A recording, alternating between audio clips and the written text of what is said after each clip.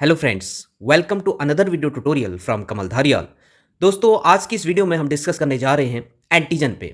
दोस्तों, वीडियो को स्टार्ट करने से पहले मेरी आप लोगों से रिक्वेस्ट है, अभी तक अगर आपने मेरे चैनल को सब्सक्राइब नहीं किया है तो जरूर आप चैनल को सब्सक्राइब करिए और बेल आइकन पर ऑल नोटिफिकेशंस के ऑप्शन को जरूर क्लिक करिए ताकि आने वाली वीडियोज़ की नोटिफिकेशंस आपको मिलते रहे। तो आइए दोस्तों, वीडियो को स्टार्ट करते हैं। दोस्तों, एंटीजन क्या है सबसे पहले इसको समझेंगे। एंटीजन एक ऐसा सब्सटेंस या ऐसा मॉलिक्यूल होता है जो जब हमारे इम्यून सिस्टम के कांटेक्ट में आता है तो हमारे इम्यून सिस्टम को स्टिमुलेट करता है to generate immune response. Immune response generate करने के लिए वो मॉलिक्यूल हमारे इम्यून सिस्टम को स्टिमुलेट करता है और इम्यून सिस्टम स्टिमुलेट होके इसके अगेंस्ट एक मैकेनिज्म जनरेट करता है जिसको प्रोटेक्टिव मैकेनिज्म बोलते हैं। और वो प्रोटेक्टिव मैकेनिज्म या तो एंटीबॉडी फॉर्मेशन के थ्रू हो सकता है या फिर सेल मीडिएटेड इम्यून रिस्पॉन्स हो सकता है। तो एंटीजन एक ऐसा मॉलिक्यूल या एक ऐसा सब्सटेंस है जो जब हमारे इम्यून सिस्टम के कांटेक्ट में आता है तो हमारे इम्यून सिस्टम को स्टिमुलेट करता है to generate immune response to produce a specific antibody with which it reacts in an observable manner. तो उसके साथ फिर वो बाइंड हो पाए जो भी प्रोडक्ट उसने अपने अगेंस्ट बनाया हुआ है, यानी कि प्रोडक्ट क्या है, एंटीबॉडी। अपने अगेंस्ट वो एंटीबॉडीज का प्रोडक्शन करेगा और जिसके साथ फिर वो ऑब्जर्वेबल मैनर में रिएक्ट कर सके, उसके साथ बाइंड हो सके। तो टोटली एंटीजेंस क्या होते हैं? ये फॉरेन पार्टिकल्स होते हैं, हमारी बॉडी से बाहर के पार्ट होते हैं जिनको हम नॉन आइडेंटिकल पार्टिकल्स बोल सकते हैं, जो जिनको हमारी बॉडी नहीं पहचानती, वो एंटीजेंस होते हैं।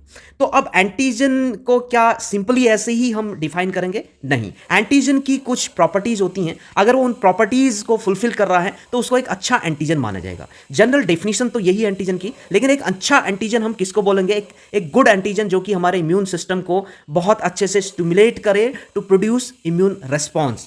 तो उसके लिए कौन कौन सी प्रॉपर्टीज होनी चाहिए आगे हम देखेंगे। एंटीजन को एक अच्छा एंटीजन होने के लिए उसके पास कम से कम ये दो प्रॉपर्टी होनी चाहिए, एक तो इम्यूनोजेनिसिटी, दूसरी एंटीजेनिसिटी। इम्यूनोजेनिसिटी क्या है दोस्तों? Ability of an antigen to induce immune response in the body. दोनों टाइप के immune response, both humoral and cell mediated. Humoral का मतलब जिसमें एंटीबॉडीज का प्रोडक्शन हो रहा है, और सेल मीडिएटेड का मतलब है जिसमें एंटीबॉडीज का प्रोडक्शन ना होके हमारी जो इम्यून सेल्स होती हैं वो ही उसके अगेंस्ट रिस्पॉन्स जनरेट करती हैं। तो पहली प्रॉपर्टी इम्यूनोजेनिसिटी, इसका मतलब है कि एक एंटीजन की ऐसी एबिलिटी, उसकी एक ऐसी क्षमता कि वो इम्यून सिस्टम को इंड्यूस करे, यानी इम्यून रिस्पॉन्स जनरेट करने की एबिलिटी को इम्यूनोजेनिसिटी बोला जाता है। जैसे यहां पे दिया गया है, देखिए, बी सेल्स अगर एंटीजन से इंट्रैक्ट होती है, यानी कि एंटीजन का इंट्रैक्शन अगर बी सेल्स से होता है तो इफेक्टर बी सेल्स बनती हैं, यानी प्लाज्मा सेल्स जिनको हम बोलते हैं, और साथ में मेमोरी बी सेल्स का प्रोडक्शन होता है। और एंटीजन जब हमारे टी सेल्स के साथ इंट्रैक्ट होती हैं तो इफेक्टर टी सेल्स बनती हैं, वो हेल्पर टी सेल्स होती हैं या हो सकती हैं, या फिर साइटोटॉक्सिक टी सेल्स हो सकती हैं, और साथ में मेमोरी सेल्स का प्रोडक्शन होता है। The substance which satisfies this property more appropriately known as immunogen. कोई मॉलिक्यूल अगर इस प्रॉपर्टी को फुलफिल कर रहा है, उसको सेटिस्फाई कर रहा है, यानी कि एक ऐसा सब्सटेंस जिसमें इम्यूनोजेनिसिटी है, उसमें एबिलिटी है टू प्रोड्यूस इम्यून रेस्पॉन्स, तो उस मॉलिक्यूल को इम्यूनोजन बोला जाता है। अब दूसरी प्रॉपर्टी एंटीजेनिसिटी। एंटीजेनिसिटी किसको बोलेंगे? This is the ability of an antigen to combine specifically with the final products of the above two responses, either humoral और सेल मीडिएटेड। तो यहां पे देखिए, ये एंटीजेनिसिटी एक ऐसी प्रॉपर्टी है एंटीजन की कि जिसमें वो इम्यून रिस्पॉन्स के बाद जो फाइनल प्रोडक्ट बना है, यानी कि एंटीबॉडीज का प्रोडक्शन हुआ है, उन एंटीबॉडीज से स्पेसिफिकली उनसे बाइंड कर सके। ठीक है, तो उस एबिलिटी को बोलते हैं एंटीजेनिसिटी। तो चाहे वो एंटीबॉडीज हो या फिर टी सेल रिसेप्टर्स की बाइंडिंग हो, या तो यानी अगर ह्यूमोरल इम्यून रिस्पॉन्स उसने जनरेट किया है तो एंटीबॉडीज के साथ बाइंड होने की उसकी एबिलिटी हो, या फिर अगर सेल मीडिएटेड इम्यून रिस्पॉन्स उसने डेवलप किया हुआ है तो टी सेल सरफेस रिसेप्टर्स से उससे उसकी बाइंड होने की एबिलिटी उसमें हो। All molecules having immunogenicity property also show antigenicity. वो मॉलिक्यूल जो इम्यूनोजेनिसिटी प्रॉपर्टी को कंटेन करते हैं उनमें जरूर एंटीजेनिसिटी भी होगी, लेकिन molecules having only antigenicity do not show immunogenicity. ऐसे मॉलिक्यूल जो केवल और केवल एंटीजेनिसिटी को कंटेन करते हैं उनमें जरूरी नहीं है कि इम्यूनोजेनिसिटी भी हो। फॉर एग्जाम्पल, जैसे हैप्टिन को एक इनकम्प्लीट एंटीजन भी बोला जाता है। दे आर एंटीजेनिक, ये एंटीजेनिक होते हैं बट नॉट इम्यूनोजेनिक। ये इम्यून सिस्टम को स्टिमुलेट नहीं कर पाएंगे कि वो इम्यून रिस्पॉन्स जनरेट करे। लेकिन अगर एंटीबॉडीज इसको मिलती हैं या ऐसी साइट इसको मिलती है कि जहाँ पे ये बाइंड हो सकता है, तो ये वहाँ पे जाके बाइंड जरूर होगा फाइनल प्रोडक्ट के साथ। ठीक है, तो ऐसे मॉलिक्यूल जिनमें जो एंटीजेनिक होते हैं लेकिन इम्यूनोजेनिक नहीं हो पाते, इम्यूनोजेनिक नहीं होते, उनको हेप्टीन्स बोला जाता है। इसको अभी हम आगे भी डिटेल में डिस्कस करें। अब एक टर्म है दोस्तों, एपिटोप, या इसको एंटीजेनिक डिटर्मिनेंट भी बोला जाता है। तो ये एपिटोप क्या है, इसको जरा देखते हैं। दोस्तों एपिटोप कुछ नहीं है, ये एंटीजन पर एक ऐसी स्मॉलेस्ट यूनिट है जो कि एंटीजेनिसिटी को डिटरमाइन करती है। It is a smallest unit of antigenicity. Antigen possesses A number of these determinants, यानी कि एंटीजन पर प्रेजेंट ये एक ऐसी साइट है, ये एक ऐसी ऐसी लोकेशन या ऐसा रीजन है जिस पे आके एंटीबॉडी या फिर सेल सरफेस रिसेप्टर्स उससे आके बाइंड होते हैं। ठीक है, तो उसको हम बोलते हैं एपिटोप, या उसको बोलते हैं एंटीजेनिक डिटर्मिनेंट भी उसको बोला जाता है। Each type of determinant induces a specific antibody formation. जितने भी एक एंटीजन पर जितने भी डिफरेंट डिफरेंट एपिटोप्स लगे होंगे, वो सब डिफरेंट डिफरेंट टाइप की एंटीबॉडीज के प्रोडक्शन को इंड्यूस करती हैं। यानी कि जितने टाइप के एपिटोप्स एक एंटीजन पे प्रेजेंट होंगे, उतने टाइप के डिफरेंट डिफरेंट एंटीबॉडीज का प्रोडक्शन होगा, और हर एक एपिटोप एक स्पेसिफिक टाइप के एंटीबॉडीज के प्रोडक्शन के लिए स्पेसिफिक होगा। Got it? The size of epitope is approximately 25 to 34 Armstrong and a molecular weight of about 400 to 1000। एक एपिटोप का साइज जो है अप्रोक्सीमेटली 25 टू 34 आर्मस्ट्रॉन्ग होता है, और उसके मॉलिकुलर वेट की अगर बात करें तो वो वेरी करता है 400 टू 1000 तक molecular weight. The specific site of N antibody that combines with the corresponding epitope is called paratope. अभी हमने एंटीजन के रेफरेंस में बात की कि एंटीजन पर वो साइट जो एंटीबॉडी से बाइंड होती है उसको एपिटोप बोलते हैं। वहीं इसका उल्टा अगर एंटीबॉडी पे देखें तो एंटीबॉडी पे वो साइट जहां पे एंटीजन आके बाइंड होगा उसको पैराटोप बोला जाता है। यहां पे आप देख सकते हैं दोस्तों, ये एक एंटीजन है। एंटीजन पर जो आप ये डिफरेंट डिफरेंट इस तरह के स्ट्रक्चर्स देख रहे हैं, दे आर एपिटोप्स। तो एक ही एंटीजन पे डिफरेंट डिफरेंट बहुत सारे एपिटोप्स हो सकते हैं। और वहीं हम एंटीबॉडी पर अगर देखें तो एंटीबॉडी पर ये साइट्स जहां पे एंटीजन का एपिटोप आके बाइंड होगा उस साइट को पैराटोप बोला जाता है। तो यहां पे आप देख सकते हैं कि यहां पे एक अच्छी बाइंडिंग हो रही है। इसके एंटीजन के जो पैराटोप्स हैं वो एंटीजन के जो एपिटोप्स हैं वो एंटीबॉडी पे प्रेजेंट पैराटोप्स के साथ बाइंड हो रहे हैं, आप देख सकते हैं। तो ये है एपिटोप जो कि एंटीजन पर प्रेजेंट होगा, उसको एंटीजन डिटरमिनेंट भी बोलेंगे, और पैराटोप जो एंटीबॉडी पर प्रेजेंट होता है। अब बात करते हैं एंटीजन के क्लासिफिकेशन की। बहुत तरह से एंटीजन्स को क्लासिफाई किया गया है। पहला क्लासिफिकेशन हम देखते हैं, on the basis of ability to induce immune system there are two types of antigens. यहाँ पे इम्यून सिस्टम को इंड्यूस्ड करने की एबिलिटी के बेसिस पे दो टाइप के एंटीजन्स हैं। एक तो कंप्लीट एंटीजन और दूसरा हेप्टेन्स, जिनको हम इनकम्प्लीट एंटीजन भी बोल सकते हैं। अब कंप्लीट एंटीजन क्या है? कंप्लीट एंटीजन उस तरह के सब्सटेंस को कंप्लीट एंटीजन बोलते हैं जो अपने आप में सक्षम होता है कि वो इम्यून सिस्टम को स्टिमुलेट करके इम्यून रिस्पॉन्स जनरेट करे। Substances which can induce antibody formation by themself and can react specifically with these antibodies known as complete antigen. तो ऐसा एंटीजन या ऐसा सब्सटेंस जो अपने आप में एबिलिटी रखता है कि वो इम्यून सिस्टम को इंड्यूस करे और इम्यून रिस्पॉन्स जनरेट करे, और फिर उसके प्रोडक्ट के साथ स्पेसिफिकली वो क्या हो जाए, बाइंड हो जाए, तो उसको बोलते हैं कंप्लीट एंटीजन। वहीं हेप्टेन्स या इनकम्प्लीट एंटीजन किसको बोलेंगे? Which are unable to induce antibody formation on its own but can become immunogen when covalently linked to proteins called carrier proteins. तो ऐसे मॉलिक्यूल्स जो अपने आप में एबिलिटी नहीं रखते कि वो इम्यून सिस्टम को, इतनी पावर उनमें नहीं होती कि वो इम्यून सिस्टम को स्टिमुलेट करके इम्यून रिस्पॉन्स जनरेट कर पाए, लेकिन वो इम्यूनोजेनिक बन सकता है, यानी कि इम्यून रिस्पॉन्स जनरेट करने की पावर उसके अंदर आ सकती है जब वो कुछ प्रोटीन्स के साथ बाइंड हो कोवलेंटली। उन प्रोटीन्स को बोलते हैं कैरियर प्रोटीन्स। तो जब तक कैरियर प्रोटीन आके उनसे कोवलेंटली लिंक नहीं होते हैं वो एक कंप्लीट एंटीजन नहीं बन पाता, यानी कि उसमें इतनी एबिलिटी नहीं होती कि वो एक इम्यून रिस्पॉन्स जनरेट कर पाए, यानी कि वो इम्यूनोजेनिक नहीं होता। और कंप्लीट एंटीजन्स इम्यूनोजेनिक होते हैं। तो यही डिफरेंस होता है। ये भी दो टाइप के होते हैं, heptane, simple heptane and complex heptane. Simple hapten का मतलब है ऐसे इनकम्प्लीट एंटीजेंस जिनमें केवल एक एपिटोप प्रेजेंट हो, सिंगल एपिटोप उनमें प्रेजेंट हो, यानी कि वो यूनिवेलेंट हो। तो ऐसे जो हैप्टिन्स हैं ये एंटीबॉडी के साथ बाइंड तो कर जाते हैं, एंटीजन एंटीबॉडी कॉम्प्लेक्स तो बनाएंगे, यानी उसको बोलेंगे हैप्टेन एंटीबॉडी कॉम्प्लेक्स। कॉम्प्लेक्स तो बनेगा लेकिन उसको आप विजुलाइज नहीं कर सकते।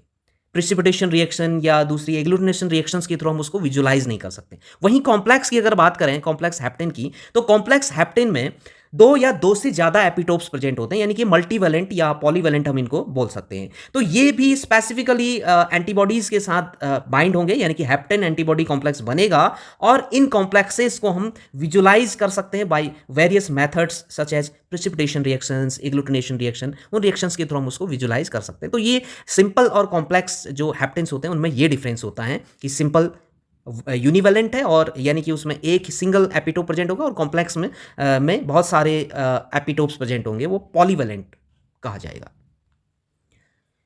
तो यहाँ पे अगर देखा जाए कि एक हैप्टेन जो कि कैरियर मॉलिक्यूल के साथ बाइंड होके, यानी कि कैरियर प्रोटीन के साथ बाइंड होके कंप्लीट एंटीजन बन चुका है, अगर उसके अगेंस्ट एंटीबॉडीज़ के फॉर्मेशन का पैटर्न देखें तो यहाँ पे आप देख सकते हैं कि डिफरेंट डिफरेंट टाइप की एंटीबॉडीज़ बन सकती हैं। यहाँ पे जो पहली है एंटीबॉडीज़ टू हैप्टेन, हैप्टेन के अगेंस्ट एंटीबॉडी बनी है कि यहाँ पे आप देख सकते हैं कि दिस इज द हैप्टेन, ये जो रेड कलर से आप देख रहे हैं हैप्टेन है। तो इसके अगेंस्ट जो एंटीबॉडीज़ बनेंगी इस तरह से बनेंगी।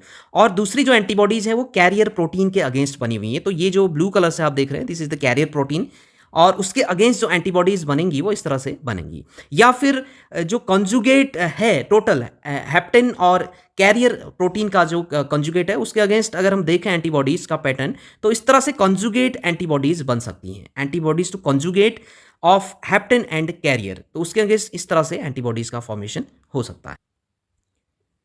अब दूसरा क्लासिफिकेशन देखते हैं on the basis of host antigen relationship. आप कह सकते हैं एंटीजन होस्ट रिलेशनशिप। इसके बेस पे भी दो टाइप के एंटीजन्स होते हैं, एक तो सेल्फ या ऑटो एंटीजन्स और दूसरे होते हैं नॉन सेल्फ या फॉरेन एंटीजन्स जिनको बोला जाता है। तो सबसे पहले बात करते हैं सेल्फ या ऑटो एंटीजन्स की। ऑटो सेल्फ नाम से क्लियर है दोस्तों, यानी कि हमारे खुद के एंटीजन, यानी कि एक इंडिविजुअल के खुद का एंटीजन उसके अंदर जो प्रेजेंट हैं वो एंटीजन्स। तो उन एंटीजन्स के लिए हमारा इम्यून सिस्टम रिस्पॉन्स जनरेट नहीं करता है, यानी कि उनके उनके लिए कोई भी प्रोटेक्टिव मैकेनिज्म जनरेट नहीं कर सकता। या आप कह सकते हैं कि जो सेल्फ एंटीजन्स होते हैं they are not immunogenic, they belongs to the host itself, hence they are not immunogenic. Hosts do not react to their own antigen by exhibiting a mechanism called immunological tolerance. दोस्तों अब आप बोलेंगे कि अपना antigen क्यों खुद के लिए एंटीजन नहीं है, अपनी बॉडी का पार्ट, यानी कि जो अपनी खुद के पार्ट हैं वो हमारे लिए एंटीजन की तरह नहीं होते हैं, यानी कि हम उनको पहचानते हैं, हमारा इम्यून सिस्टम उनको पहचानता है, उसको रिकॉग्नाइज कर सकता है। इसीलिए हमारा जो इम्यून सिस्टम है हमारी खुद के एंटीजेंस के लिए इम्यून रिस्पॉन्स डेवलप नहीं करता है। तो इसके लिए हमारी बॉडी में एक मैकेनिज्म डेवलप होता है जिसको हम बोलते हैं इम्यूनोलॉजिकल टॉलरेंस। तो इम्यून सिस्टम में इम्यूनोलॉजिकल टॉलरेंस मैकेनिज्म के थ्रू हमारा जो इम्यून सिस्टम है हमारी खुद के एंटीजेंस के लिए रिएक्ट नहीं करता, उनको टॉलरेट कर जाता है। दोस्तों अगर इम्यूनोलॉजिकल टॉलरेंस पर आपको फुल वीडियो देखना है तो आप मेरे चैनल पर जाके देख सकते हैं, जहाँ पे इम्यून रिस्पॉन्स को हमने डिस्कस किया हुआ है। इम्यून रिस्पॉन्स की दो वीडियोज बनी हुई है मेरे चैनल पर, आप जाके उनको देख सकते हैं डिटेल में इम्यूनोलॉजिकल टॉलरेंस को समझने के लिए। तो दोस्तों ये मैकेनिज्म हमारी इम्यून सिस्टम में डेवलप होता है, इम्यूनोलॉजिकल टॉलरेंस हमारी बॉडी में, जिसकी वजह से हमारी खुद के एंटीजेंस को टॉलरेट कर जाता है हमारा इम्यून सिस्टम, उनको स्किप कर देता है, उनको पहचान जाता है कि हाँ ये मेरे खुद के पार्ट हैं, इसलिए मैं इनके लिए कोई भी रिएक्शन नहीं दूंगा। दोस्तों जैसे कि आप किसी को अगर पहचानते हैं वो अचानक से आपके सामने आता है तो आप उसके लिए कोई रिएक्ट नहीं करते क्योंकि आप उसको जानते हैं। जैसे आपके अपने खुद के घर के मेंबर हैं तो उनके लिए आपका कोई खास रिस्पॉन्स नहीं होता कि हाँ आप चौंक गए किसी को देख के, ठीक है, क्योंकि आप उनको डेली देख रहे हैं, आप उनको बचपन से देखते चले आ रहे हैं अपने घर के मेंबर्स को, तो आप उनके लिए कोई भी रिस्पॉन्स नहीं देते, ठीक है। तो उनके लिए आपकी टॉलरेंस बनी रहती है, तो उन्हीं को बोलते हैं सेल्फ एंटीजेंस, जो हमारी खुद की बॉडी में होते हैं और हमारा इम्यून सिस्टम उनके लिए रिएक्ट नहीं करता, उनके लिए कोई भी इम्यून रिस्पॉन्स जनरेट नहीं करता। अब वहीं दूसरे टाइप की बात करते हैं, नॉन सेल्फ या फॉरेन एंटीजेंस की बात करते हैं। तो जो हमारी बॉडी के बाहर के होते हैं they are immunogenic and are of three types, यानी कि ये नॉन आइडेंटिकल होते हैं। नॉन आइडेंटिकल जो एंटीजेंस हैं यानी कि जिनको हमारा इम्यून सिस्टम नहीं पहचानता, वो सब क्या होते हैं, वो नॉन सेल्फ या दोस्तों यहाँ पे एक चीज़ हमारी छूट गई बताना कि कभी-कभी क्या होता है जो सेल्फ एंटीजेंस होते हैं वो अल्टर कर जाते हैं। जैसे कि कैंसर सेल्स जो है वो अल्टर कर जाते हैं, तो उनके लिए हमारा इम्यून रिस्पॉन्स जो है जनरेट होना स्टार्ट हो जाता है, यानी कि वो भी इम्यूनोजेनिक बन जाते हैं। तो एक तो कैंसर सेल्स, दूसरे कुछ इस तरह के एंटीजेंस हमारी बॉडी में प्रेज़ेंट होते हैं जो इम्यून सिस्टम के कॉन्टैक्ट में ना आने की वजह से इम्यून सिस्टम उनको रिकॉग्नाइज़ नहीं कर पाता। तो कभी ऐसी कंडीशन आती हैं कि वो अगर इम्यून सिस्टम के कॉन्टैक्ट में आ जाए इंजरी के दौरान या टिश्यू डैमेज हो जाती हैं, तो अब वो अगर हमारे इम्यून सिस्टम के कांटेक्ट में आता है तो हमारा इम्यून सिस्टम उनके लिए रिएक्ट करता है, उसको एक एंटीजन की तरह ट्रीट करेगा, फॉरेन पार्टिकल की तरह ट्रीट करेगा, क्योंकि हमारा इम्यून सिस्टम उसको नहीं पहचानता। एग्जाम्पल के लिए जैसे लेंस प्रोटीन्स होती हैं, लेंस प्रोटीन्स होती हैं, हमारी आइज की जो लेंस प्रोटीन्स होती हैं वो कैप्सूल से कवर्ड रहती हैं। तो कभी अगर ऐसी कंडीशन आ जाए कि किसी ट्रॉमा की वजह से आपका जो लेंस प्रोटीन है वो ब्रेक डाउन हो जाए, टूट जाए, और जो लेंस प्रोटीन है वो कैप्सूल से कवर्ड रहता है, ठीक है, वो कैप्सूल अगर ब्रेक डाउन हो जाए तो लेंस प्रोटीन्स इम्यून सिस्टम के कांटेक्ट में आ जाते हैं और इम्यून सिस्टम, हमारा इम्यून सिस्टम उनके लिए रिएक्ट करने लगता है, उनके लिए यानी कि वो लेंस प्रोटीन्स इम्यूनोजेनिक बन जाते हैं, ठीक है। तो हमारा इम्यून सिस्टम उनके लिए रिस्पॉन्स जनरेट करना स्टार्ट कर देता है। तो एक तो ये एग्जांपल। दूसरा सीमन, सीमन भी एक एंटीजन बन सकता है क्योंकि एम्ब्रियोनिक डेवलपमेंट के टाइम पे सीमन प्रेजेंट नहीं होता है, वो प्यूबर्टी गेन करने के बाद स्पर्मेटोजेनेसिस की प्रोसेस जब होती है तब सीमन बनना स्टार्ट होता है। तो वहाँ पे क्या होता है कि एम्ब्रियोनिक डेवलपमेंट के टाइम जो सीमेन है वो प्रेजेंट नहीं होता है, तो आपका इम्यून सिस्टम जो कि एम्ब्रियोनिक डेवलपमेंट के टाइम पे बनना स्टार्ट हो गया है, तो आपका इम्यून सिस्टम उसको नहीं पहचान पाता। तो कभी ऐसा हो कि टिश्यू इंजरी हो जाए या वहाँ पे इंजरी हो और ये टिश्यूज़ पे आ जाए सीमेन, तो हमारा इम्यून सिस्टम उसके लिए रिएक्ट करना स्टार्ट कर जाता है। अब डिटेल में बात करते हैं दोस्तों नॉन सेल्फ एंटीजेंस की। नॉन सेल्फ एंटीजेंस को फॉरेन एंटीजेंस भी बोला जाता है। तो दोस्तों जैसा कि मैंने आपको पहले ही बताया कि जो हमारी बॉडी से बाहर के पार्ट होते हैं, यानी कि हमारी बॉडी के पार्ट नहीं होते, उनको हमारा इम्यून सिस्टम एक इम्यूनोजन की तरह ट्रीट करता है। यानी कि जो नॉन सेल्फ एंटीजेंस होंगे वो इम्यूनोजेनिक होते हैं, और अगर इनके फाइलोजेनेटिक डिस्टेंस के बेस पे इनका क्लासिफिकेशन देखें तो ये 3 टाइप्स के होते हैं। पहला टाइप है allo antigens. Allo antigens are species specific. ये स्पीसीज स्पेसिफिक होते हैं। Tissues of all individuals in a species contain species specific antigens. तो एक स्पीसीज में एक स्पीसीज के हर मेंबर्स में जो एंटीजेंस प्रेजेंट होते हैं उनको बोलते हैं एलो एंटीजेंस। दूसरा टाइप है iso antigens which are present only in subsets of a species, जैसे कि ब्लड ग्रुप एंटीजेंस या हिस्टोकम्पैटिबिलिटी एंटीजेंस। हिस्टोकम्पैटिबिलिटी एंटीजेंस जो होते हैं वो हाईली स्पेसिफिक होते हैं। जो आइसो एंटीजेंस होते हैं दोस्तों वो एक ही स्पीसीज में जब डिफरेंट आपके एंटीजेंस प्रेजेंट होंगे, ठीक है, उसको बोलते हैं आइसो एंटीजेंस। जैसे ब्लड ग्रुपिंग है। ब्लड ग्रुपिंग अगर हम स्पीसीज में बात करें, ह्यूमन बींग्स की अगर बात करें, तो एक ही पैटर्न होता है ब्लड ग्रुपिंग का, यानी कि A B O blood grouping present होती है, या ए होगा या बी होगा या ओ ब्लड ग्रुप होगा या ए बी ब्लड ग्रुप होगा, ठीक है। लेकिन हर इंडिविजुअल के पास एक ही टाइप का ब्लड ग्रुप प्रेजेंट होगा, जो डिफरेंट इंडिविजुअल्स होंगे, ठीक है। ह्यूमन बींग्स की बात की हमने, स्पीसीज की बात की, तो एक पैटर्न है। लेकिन जब हम इंडिविजुअल्स की बात कर देते हैं एक ही स्पीसीज के अंडर, तो डिफरेंट उनके ब्लड ग्रुप्स प्रेजेंट होंगे। किसी में ए ब्लड ग्रुप होगा, किसी का बी ब्लड ग्रुप होगा, किसी का ए बी तो किसी का ओ हो सकता है, ठीक है। तो जिसका ए ब्लड ग्रुप है, यानी कि उसके एंटीजेंस की, उसके आरबीसीज की सरफेस पर ए एंटीजन प्रेजेंट है। अब अगर उसको बी ब्लड ग्रुप ट्रांसफ्यूज कर दिया जाए तो वो बी ब्लड ग्रुप वाले जो आरबीसीज हैं उनकी सरफेस पर बी एंटीजन प्रेजेंट होगा, तो वो उसके लिए एक एंटीजन की तरह काम करेगा, इम्यूनोजन की तरह काम करेगा, ठीक है। अभी हम आगे इसको डिटेल में डिस्कस करेंगे। तीसरा टाइप है hetero antigens. Hetero antigens belonging to 2 different species, ठीक है। ये 2 डिफरेंट स्पीसीज से बिलोंग करने वाले एंटीजेंस होते हैं जिनको हम हेटेरो एंटीजेंस बोलते हैं। यानी कि एंटीजेंस ऑफ प्लांट और एनिमल्स और micro organisms are called hetero antigens. तो दोस्तों यहाँ पे आप देख सकते हैं कि जो पहला पिक्चर आप देख रहे हैं दिस इज सेल्फ एंटीजन। यहाँ पे सेल्फ एंटीजन देखिए, अपने एंटीजन्स के लिए ये सेल्फ एंटीजन है। अपने एंटीजन के लिए इंडिविजुअल का जो इम्यून सिस्टम है वो रिस्पॉन्स नहीं करता, वो उनको रिकॉग्नाइज कर लेता है, उनको आइडेंटिफाई कर लेता है। तो दिस इज हैप्पी, क्लियर। वहीं अगर नॉन सेल्फ एंटीजन्स की बात करें तो नॉन सेल्फ एंटीजन में आप देख सकते हैं this is the antigen non self antigen. तो इसके लिए जो इम्यून सिस्टम है वो इस तरह से रिएक्ट करेगा, ये इसको नॉन सेल्फ एंटीजन की तरह ट्रीट करेगा।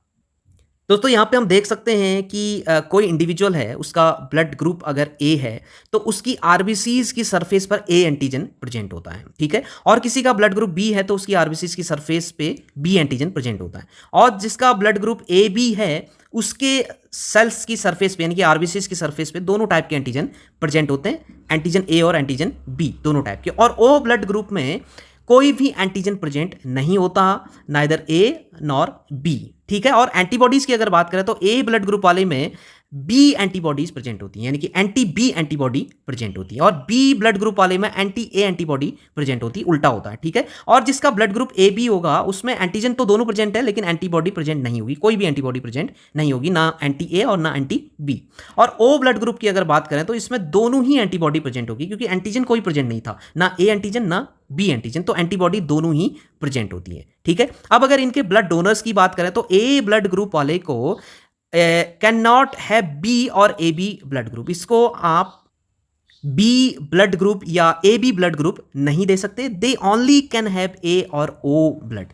इसको आप या तो ए ब्लड ही दीजिए या फिर ओ ब्लड हम इसको दे सकते हैं। ओ क्योंकि यूनिवर्सल डोनर होता है, इसमें कोई भी एंटीजन प्रेजेंट नहीं होता, हम इसको दे सकते हैं, ठीक है। वहीं बी वाले को अगर देखें तो B can not have A और ए बी ब्लड, इसको आप ए ब्लड नहीं दे सकते, यानी कि इस पे ये ट्रांसफ्यूज नहीं कर सकते और इस पे ये ट्रांसफ्यूज नहीं कर सकते। इट ओनली है बी और ओ, इसको भी केवल बी ही देंगे, बी ब्लड ग्रुप वाले को बी ब्लड ग्रुप का ब्लड ही ट्रांसफ्यूज किया जाएगा, या फिर ओ ब्लड भी हम इसको दे सकते हैं, ओ ब्लड ग्रुप वाला, ठीक है। ए बी वाले को can have any type of blood, क्योंकि इसमें कोई भी एंटीबॉडी प्रेजेंट नहीं है तो ये कोई भी ब्लड ले सकता है, ए भी ले सकता है बी भी ले सकता है, ठीक है। और ओ तो ले ही ले सकता है, ठीक है।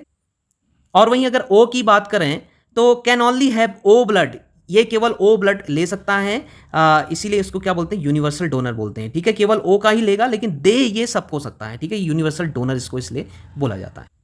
तो दोस्तों ये हैं आइसो एंटीजेंस जो इंडिविजुअल में डिफरेंट डिफरेंट होते हैं, पैटर्न एक ही होता है, A B O blood grouping है, लेकिन किसी में ए ब्लड ग्रुप है किसी में बी है तो ए को बी का नहीं दे सकते, बी को ए का नहीं दे सकते, क्योंकि एग्लूटिनेशन होने के चांस होते हैं। यहाँ पे आप देख सकते हैं कि ये सरफेस एंटीजेंस हैं और अपोजिंग एंटीबॉडी अगर इनसे बाइंड कर जाती है तो ये एग्लूटिनेशन परफॉर्म हो जाती है, यानी कि क्लम्पिंग बन जाती है और जिससे हीमोलिसिस होने के चांस बढ़ जाते हैं। दोस्तों हेट्रो एंटीजेंस की हम बात कर रहे थे, तो हेट्रो एंटीजेंस के एग्जांपल जैसे एंटीजेंस ऑफ प्लांट और एनिमल्स और micro organisms etcetera. Heterophile antigen की अगर बात करें, heterophile antigens are a type of hetero antigen that are present in two different species but they share epitopes with each other. Heterophile antigen hetero antigens का एक example है, जिसमें क्या होता है कि they are present in two different species में present होते हैं but they share epitopes with each other, यानी कि इनमें क्या होता है, इनमें एंटीजेनिक मिमिक्री शो करते हैं, ठीक है। ये एंटीजेनिक मिमिक्री शो करते हैं, यानी कि एक एंटीजन है, ठीक है, एक स्पीसीज का ये एंटीजन है, इसके अगेंस्ट जो एंटीबॉडीज बनी हुई हैं वो दूसरे स्पीसीज की जो एंटीजन्स हैं उसके साथ भी बाइंड कर सकते हैं, ठीक है। तो इसको बोला जाता है मिमिक्री, इसको बोला जाता है। Antibody produced against antigen of one species can react with the other and vice versa, यानी एक ये आपका एंटीजन है, एक स्पीसीज का है, ये दूसरे स्पीसीज का एंटीजन है, तो इसके अगेंस्ट जो एंटीबॉडी बनी हुई है वो इसके साथ भी बाइंड कर सकती है, यानी कि ये इसको भी अपनी एंटीबॉडी मान लेता है, ठीक है। तो इनमें क्या होती है, इनमें आइडेंटिकल होते हैं एक दूसरे के, ठीक है। इनके जो एपिटोप्स होते हैं वो एक दूसरे के आइडेंटिकल हो सकते हैं, जिनकी वजह से इनके लिए कॉमन टाइप की एंटीबॉडीज बन सकती हैं, यानी कि एक एंटीजन के अगेंस्ट अगर एंटीबॉडी का प्रोडक्शन हुआ है तो वो एंटीबॉडी आपकी दूसरे एंटीजन से भी बाइंड हो सकती है, उसको बोलते हैं हेट्रोफाइल एंटीजन। दोस्तों अब बात करते हैं ऐसे फैक्टर्स की जो इम्यूनोजेनिसिटी को इन्फ्लुएंस करते हैं या अफेक्ट करते हैं, इस तरह के फैक्टर्स की बात करेंगे। सबसे पहला फैक्टर है, बहुत सारे फैक्टर हैं जो इम्यूनोजेनिसिटी को अफेक्ट करते हैं। सबसे पहला फैक्टर है size. Larger is the size more is the immunogenicity. Antigen का जो साइज है वो जितना बड़ा होगा वो उतना ही ज़्यादा इम्यूनोजन माना जाएगा, उतना ही ज़्यादा उसमें इम्यूनोजेनिसिटी होगी।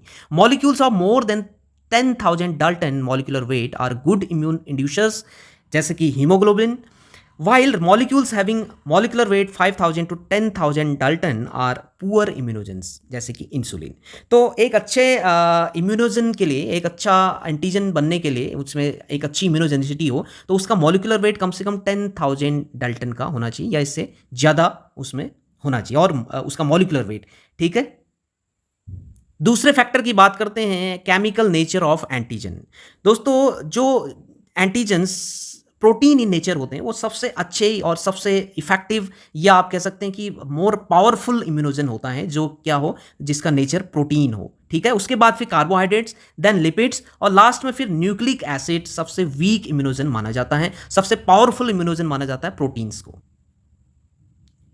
नेक्स्ट फैक्टर है ससेप्टिबिलिटी टू टिश्यू एंजाइम्स। दोस्तों जो एंटीजेंस टिश्यू एंजाइम्स के लिए यानी कि होस्ट की टिश्यू एंजाइम्स के लिए ससेप्टिबल होते हैं वो एक अच्छा इम्यूनोजन माना जाता है। Only substances that are susceptible to the action of tissue enzymes are immunogenic. तो जो सब्सटेंस या जो एंटीजन टिश्यू एंजाइम्स के लिए ससेप्टिबल होता है यानी कि उनकी प्रेजेंस में वो अच्छे से क्या हो जाए, उसका ब्रेकडाउन हो जाए उस एंटीजन का, और उसका ब्रेकडाउन होकर वो स्मॉल पीसेज में टूट जाए, फ्रेगमेंट्स में टूट जाए। तो फ्रेगमेंट्स के टूटने से क्या होगा, उसमें जितने भी एपिटोप्स हैं वो अच्छे से एक्सपोज हो पाएंगे। तो जितने ज़्यादा एपिटोप्स एक्सपोज होंगे उतना ही अच्छा वो इम्यून रिस्पॉन्स डेवलप करेगा, ठीक है। तो उतना अच्छा उसको इम्यूनोजेनिक माना जाएगा। तो जो एंटीजेंस टिश्यू एंजाइम्स के लिए ससेप्टिबिलिटी शो नहीं करते यानी कि वो अच्छे से टिश्यू एंजाइम की प्रेजेंस में अपने एपिटोप्स को एक्सपोज नहीं कर पाते, वो अच्छे इम्यूनोजन नहीं माने जाते। इसके अलावा ऐसे मॉलिक्यूल्स जो टिश्यू एंजाइम की प्रेजेंस में बहुत रैपिडली टूट जाते हैं, बहुत रैपिडली ब्रोकन डाउन उनका हो जाता है, तो ऐसे मॉलिक्यूल्स भी अच्छे इम्यूनोजन नहीं होते हैं क्योंकि जो बहुत जल्दी से टूट रहे हैं वो मॉलिक्यूल्स वो बहुत जल्दी डिनेचर भी हो सकते हैं क्योंकि प्रोटीन के बने हुए हैं एंटीजेंस, ठीक है। एक अच्छा एंटीजन जो होता है प्रोटीन का बनता है, तो प्रोटीन्स जो है वो ज़्यादा एंजाइमेटिक एक्शन होने की वजह से उनका डीनेचुरेशन भी हो सकता है, तो इसलिए ज़्यादा रैपिडली भी उनको ब्रेकडाउन नहीं होना चाहिए उनका एंजाइम की प्रेजेंस में, टिश्यू एंजाइम्स की प्रेजेंस में, ठीक है। नेक्स्ट फैक्टर है structural complexity. Heteropolymers of amino acids are more immunogenic than homopolymers. दोस्तों एक अच्छी इम्यूनोजन के लिए उस इम्यूनोजन के पास यानी कि उस सब्सटेंस में कॉम्प्लेक्सिटी होनी चाहिए, सिंप्लिसिटी नहीं होके उसमें कॉम्प्लेक्सिटी होनी चाहिए। यानी कि जो हेट्रोपॉलीमर्स होते हैं अमाइनो एसिड्स के, जो डिफरेंट डिफरेंट अमाइनो एसिड से बने हुए प्रोटीन्स हैं, वो ज़्यादा इम्यूनोजन होंगे किसके कंपैरिजन में कि वो होमोपॉलीमर्स हों, यानी कि एक सिंगल टाइप के अमाइनो एसिड से बने हुए जो प्रोटीन्स होंगे, जो प्रोटीन एंटीजेंस होंगे, वो ज़्यादा इम्यूनोजेनिक नहीं होंगे, उनसे ज़्यादा इम्यूनोजेनिक होते हैं जो हेट्रोपॉलीमर्स होते हैं। Addition of aromatic amino acids increases immunogenicity. यानी जो ऐसे अमाइनो एसिड जो एरोमेटिक होते हैं, ठीक है, एरोमेटिक अमाइनो एसिड्स अगर ऐड हो जाएं, ठीक है, यानी कि जो एंटीजेंस एरोमेटिक अमाइनो एसिड्स को कंटेन करते हैं वो इम्यूनोजेनिसिटी को इंक्रीज कर देते हैं। Got it. नेक्स्ट फैक्टर है फॉरेननेस टू द होस्ट। दोस्तों फॉरेननेस टू द होस्ट का मतलब है कि जितना डिस्टेंस हो, उनकी फाइलोजेनेटिक डिस्टेंस जितना ज़्यादा हो होस्ट और एंटीजन के बीच में, उतना ही अच्छा इम्यूनोजेनिसिटी डेवलप होती है, यानी कि उतना ही अच्छा इम्यूनोजन वो होता है। Higher is the phylogenetic distance between antigen and the host, more is the immunogenicity. यानी कि सेल्फ एंटीजेंस जो होते हैं वो इम्यूनोजेनिक नहीं होते हैं, लेकिन जो हेट्रो एंटीजेंस या एलो एंटीजेंस होते हैं वो अच्छे इम्यूनोजेनिक होते हैं, ठीक है। जैसे कि plants antigens are more immunogenic than animal antigens to humans. Human being के लिए जो प्लांट एंटीजेंस होते हैं वो ज़्यादा इम्यूनोजेनिक होते हैं in the comparison of animal antigens, ठीक है, क्योंकि एनिमल और ह्यूमन बीइंग्स में बहुत सारी सिमिलैरिटीज होती हैं, ठीक है। तो प्लांट बहुत दूर का है, ठीक है, तो प्लांट का जो एंटीजन होगा वो ज़्यादा पावरफुल होगा, वो ज़्यादा इम्यूनोजेनिक होगा इसके कंपैरिजन में जो एनिमल्स का एंटीजन होगा, ठीक है।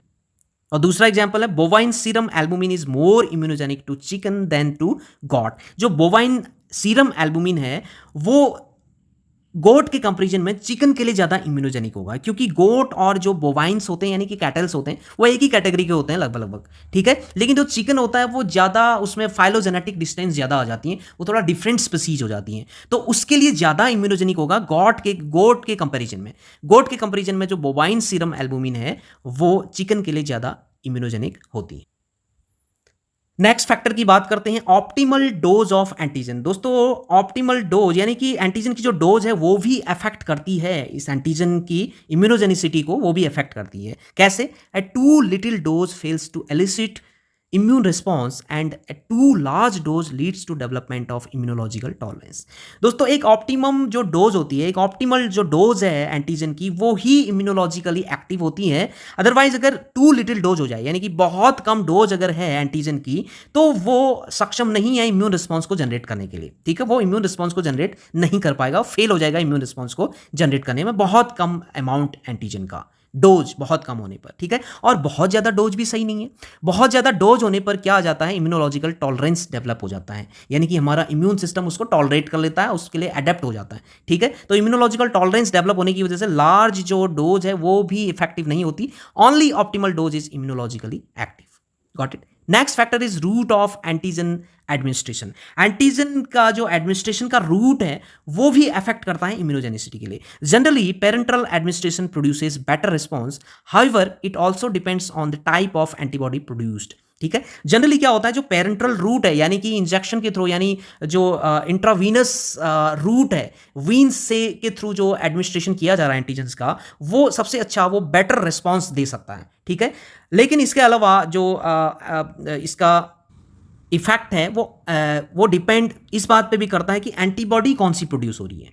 ठीक है, तो यहाँ पर हम देख सकते हैं कि जो IgA एंटीबॉडीज होती हैं, दे better induced by oral administration of antigen. जब ओरली एंटीजन का एडमिनिस्ट्रेशन होता है तो IgA एंटीबॉडी बहुत अच्छे से इंड्यूस होती हैं। ठीक है, inhalation of pollens induces IgE synthesis, but parental inoculation of pollen induces IgG synthesis. जो पॉलन ग्रेन्स होते हैं दोस्तों, अगर वो हमारे रेस्पिरेटरी रूट के थ्रू एंटर करते हैं, यानी कि इनहेलेशन मोड के थ्रू अगर बॉडी में एंटर करते हैं, तो इम्यून सिस्टम IgE एंटीबॉडीज का प्रोडक्शन करता है। ठीक है, लेकिन सेम चीज यानी कि वही पॉलेंस अगर इंजेक्टेबल फॉर्म में दी जाए, यानी कि पेरेंटल रूट से अगर दी जाए, तो ये IgG प्रोडक्शन को इंड्यूस करता है। ठीक है, यानी कि IgG एंटीबॉडीज का तब प्रोडक्शन होता है। साइट ऑफ इंजेक्शन की अगर बात करें तो the hepatitis B vaccine is more immunogenic when given through deltoid muscle than gluteal region. ठीक है, जब हम हेपेटाइटिस बी वायरस के लिए वैक्सीनेशन करते हैं तो उस वैक्सीन को डेल्टॉइड मसल पे प्रीफर किया जाता है, डेल्टॉइड मसल पे दिया जाता है, ना कि ग्लूटियल रीजन पर। क्यों? क्योंकि इसका रीजन ये है कि ग्लूटियल रीजन पर जो एंटीजन प्रेजेंटिंग सेल्स होती हैं वो कम प्रेजेंट होती है, वहाँ पे उनकी डेफिशिएंसी होती है ग्लूटियल फैट की वजह से। ग्लूटियल फैट बहुत ज़्यादा होता है, तो उस फैट की वजह से यहाँ पे एंटीजन प्रेजेंटिंग सेल्स जो होती हैं वो बहुत कम प्रेजेंट होती हैं। तो इसीलिए एंटीजन प्रेजेंटिंग सेल्स की डेफिशिएंसी होने की वजह से जो इम्यून रिस्पॉन्स है वो अच्छे से डेवलप नहीं हो पाएगा। ठीक है, वहीं अगर डेल्टॉइड मसल पर देखें तो डेल्टॉइड मसल्स पर एप्रोप्रिएटली वहाँ पे बहुत अच्छे अमाउंट में एंटीजन प्रेजेंटिंग सेल्स प्रेजेंट होती हैं, तो एक अच्छा इम्यून रिस्पॉन्स डेवलप होता है और जल्दी रिस्पॉन्स आपका डेवलप होने लगता है। इसीलिए जो हेपेटाइटिस बी वैक्सीन होती है वो डेल्टॉइड मसल पर दी जाती है, ना कि ग्लूटियल रीजन पर दी। इसके बाद रिपीटेड डोजेज ऑफ एंटीजेंस। दोस्तों एंटीजन की रिपीटेड जो डोज है वो भी इम्यूनोजेनिसिटी को अफेक्ट करती हैं। वो कैसे कि जब आप किसी एंटीजन की रिपीटेड डोज देंगे तो वो एक टाइम तक अपना रिस्पांस देगा, यानी कि जब आपने फर्स्ट डोज दी उसके बाद आप बूस्टर डोज उसके दे रहे हैं तो उस बूस्टर डोज में एक अच्छा रिस्पांस डेवलप हो सकता है। लेकिन जब आप एक्सेसिवली डोजेज को रिपीट करते रहेंगे तो उसके बाद फिर कोई फर्क नहीं पड़ता। ठीक है, तो एक लिमिट तक ही, after a certain doses of antigens no further increase in antibody response is seen. ठीक है, एक लिमिट तक ही उसका प्रभाव देखने को मिलेगा, लेकिन उसके बाद फिर उसका कोई रिस्पांस देखने को नहीं मिलता है। तो दोस्तों ये थे फैक्टर्स जो इम्यूनोजेनिसिटी को अफेक्ट करते हैं। अब बात करेंगे कुछ बायोलॉजिकल क्लासेस भी हैं एंटीजेंस की on the basis of mechanism of inducing antibody formation. Antigens are of 3 types. इनके एंटीबॉडी प्रोडक्शन का जो मैकेनिज्म है उसके बेस पे 3 इसकी बायोलॉजिकल क्लासेस होती हैं एंटीजेंस की। पहला है टी सेल डिपेंडेंट एंटीजेंस, यानी कि TD एंटीजेंस इनको बोलते हैं, और दूसरी हैं T cell independent TI antigens. ठीक है, और तीसरी क्लास है सुपर एंटीजेंस। दोस्तों सुपर एंटीजेंस पे एक सेपरेट वीडियो मैंने बनाया हुआ है, आप मेरे चैनल पे जाके इसको सर्च करके देख सकते हैं। सुपर एंटीजन पर एक बहुत अच्छा सा सेपरेट वीडियो मैंने बनाया हुआ है। तो दोस्तों पहला जो टाइप है टी डिपेंडेंट एंटीजेंस। जो टी डिपेंडेंट एंटीजेंस होते हैं, यानी कि नाम से क्लियर है कि ये अपने इंडक्शन के लिए ये टी सेल्स पर डिपेंड होते हैं। जो एंटीजेंस अपने प्रभाव के लिए, अपने असर के लिए टी सेल्स पर डिपेंड होते हैं उनको टी डिपेंडेंट एंटीजेंस बोलते हैं, और जो टी सेल्स पर डिपेंड नहीं होते उनको टी इंडिपेंडेंट एंटीजेंस। अब यहाँ पे चार्ट में इन दोनों पे डिफरेंस को यहाँ पे मेंशन किया गया है, टी इंडिपेंडेंट और टी डिपेंडेंट एंटीजन्स पे। तो यहाँ पे हम देख सकते हैं पहला डिफरेंस क्या है कि जो टी इंडिपेंडेंट एंटीजन्स होते हैं स्ट्रक्चरली सिंपल होते हैं, जैसे लिपो पॉलीसेकेराइड हो सकते हैं या कैप्सुलर पॉलीसेकेराइड्स होते हैं या फिर फ्लैजिला हो सकते हैं। वहीं टी डिपेंडेंट एंटीजन्स को अगर देखें तो structurally they are complex protein in nature, ये प्रोटीन इन नेचर होते हैं। टी इंडिपेंडेंट एंटीजन्स जो होते हैं उनमें मेमोरी प्रेजेंट नहीं होती है, लेकिन टी डिपेंडेंट एंटीजन्स जो होते हैं उनमें मेमोरी प्रेजेंट होती है। टी इंडिपेंडेंट एंटीजन्स में एंटीजन प्रोसेसिंग की रिक्वायरमेंट इनमें नहीं होती, यानी कि ये सीधे ही आपके बी सेल्स पे जो इम्यूनोग्लोबुलिन रिसेप्टर्स प्रेजेंट होते हैं उनसे बाइंड कर जाते हैं। लेकिन जो टी डिपेंडेंट एंटीजन्स होते हैं ये प्रोसेसिंग के थ्रू ही प्रोसेस होते हैं, यानी कि एंटीजन प्रेजेंटिंग सेल्स के थ्रू ये प्रोसेस होते हैं। तो यहाँ पे एंटीजन प्रोसेसिंग की रिक्वायरमेंट होती है टी डिपेंडेंट एंटीजन्स पे। टी इंडिपेंडेंट एंटीजन्स की अगर बात करें तो यहाँ पे जो बी सेल्स होती हैं वो पॉलीक्लोनली एक्टिवेट होती हैं, लेकिन टी डिपेंडेंट एंटीजन के केस में जो बी सेल्स होती हैं मोनोक्लोनली एक्टिवेट होती हैं। और टी इंडिपेंडेंट एंटीजन को अगर देखें तो they activate both mature and immature B cells. ये दोनों टाइप के मेच्योर और इमेच्योर बी सेल्स को एक्टिवेट करते हैं, लेकिन टी डिपेंडेंट एंटीजन जो होते हैं they only activate B cells, mature B cells, ये केवल मेच्योर बी सेल्स को एक्टिवेट करते हैं। ठीक है, तो ये इन दोनों में डिफरेंस देखने को मिलता है। यहाँ पे आप देख सकते हैं कि जो पहला है ये टी इंडिपेंडेंट एंटीजन, यहाँ पे किसी टी सेल के इंडक्शन की इसको जरूरत नहीं पड़े कि ये टी सेल से इंट्रैक्ट हो और उसके बाद एक्शन करें। ये डायरेक्टली जो बी सेल्स की सरफेस पर इम्यूनोग्लोबुलिन रिसेप्टर्स लगे हुए हैं उनसे जाके अटैच हो जा रहा है। ठीक है, तो ये टी सेल पे डिपेंड नहीं है, ये बी सेल पर ही जो इम्यूनोग्लोबुलिन के रिसेप्टर्स प्रेजेंट हैं उनसे डायरेक्टली बाइंड हो रहा है। ठीक है, वहीं टी डिपेंडेंस को आप दे सकते हैं कि जो टी डिपेंडेंट एंटीजन्स होते हैं वो टी सेल्स के साथ इंटरेक्ट होते हैं और फिर अपना रिस्पॉन्स ये डेवलप करते हैं, फर्दर आपका बी सेल्स का फॉर्मेशन करके ये प्लाज्मा सेल्स का फॉर्मेशन करते हैं और एंटीबॉडीज का प्रोडक्शन करते हैं।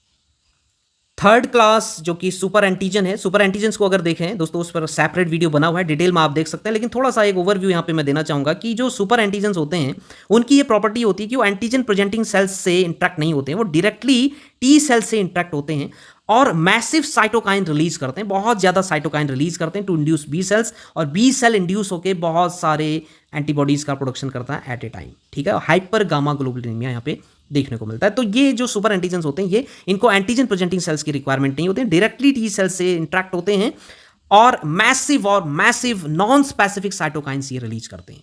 ठीक है, तो दोस्तों ये था बायोलॉजिकल क्लासेस ऑफ एंटीजन्स। दोस्तों आई होप कि आपके समझ में पूरा लेक्चर आया होगा, और आपके समझ में आया तो ज़्यादा से ज़्यादा शेयर करिए, और चैनल पर अगर पहली बार है तो चैनल को जरूर सब्सक्राइब करिए, बेल आइकन को जरूर प्रेस करिएगा ताकि आने वाली वीडियोस की नोटिफिकेशंस आपको मिलती रहे। Thank you very much.